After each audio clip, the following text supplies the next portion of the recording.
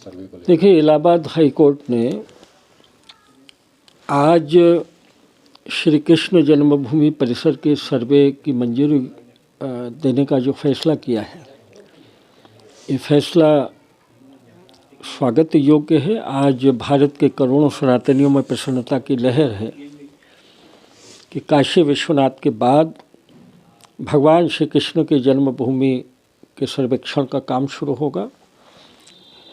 कुछ लोग अदालत की चौखट पर विरोध करने के लिए खड़े हैं कि सर्वे नहीं होना चाहिए, पर मैं ये पूछना चाहता हूँ कि आप सत्य को जानने से रोकना क्यों चाहते हैं?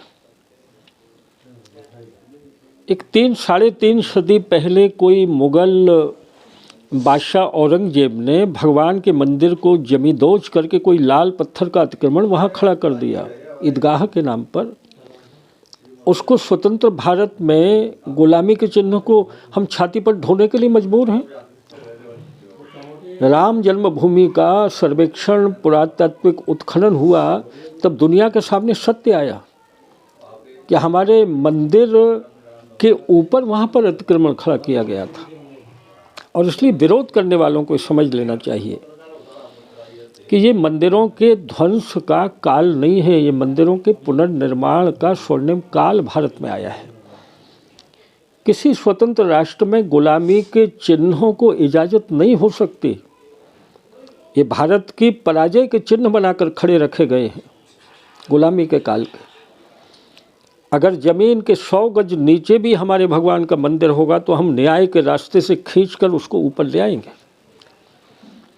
और मुझे पूरा भरोसा है कि राम जन्मभूमि के लिए तो बहुत लहू बहाना पड़ा, लेकिन कृष्ण जन्मभूमि को हम न्यायपालिका के रास्ते से बहुत जल्दी पाने में सफल होंगे। और हमारा जो चिर स्वप्न रहे तीनों धर्म स्थानों के, हम मथुरा में भी वो सपना पूरा करने की दिशा में तेज़ी से बढ़ेंगे। सर ये दादा कौन लोग हैं ये हर ऐसे सनातनी कार्यों में जो बाधा बनते हैं, क्या मानना है आपका? देखिए, ये जो विरोध कर रहे हैं अदालत में भी खड़े होकर, ये वो लोग हैं जो मजहबी उन्माद पैदा करके कटुता बढ़ाकर अपने स्वार्थ की भट्टी पर रोटी सेकना चाहते हैं। मुट्ठी भर लोग हैं।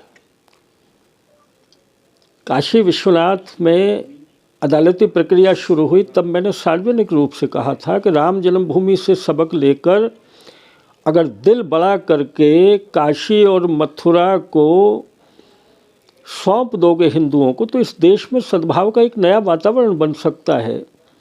लेकिन ऐसा नहीं हो रहा है। हम विजयी होंगे और न्याय के मार्ग से विजयी होंगे।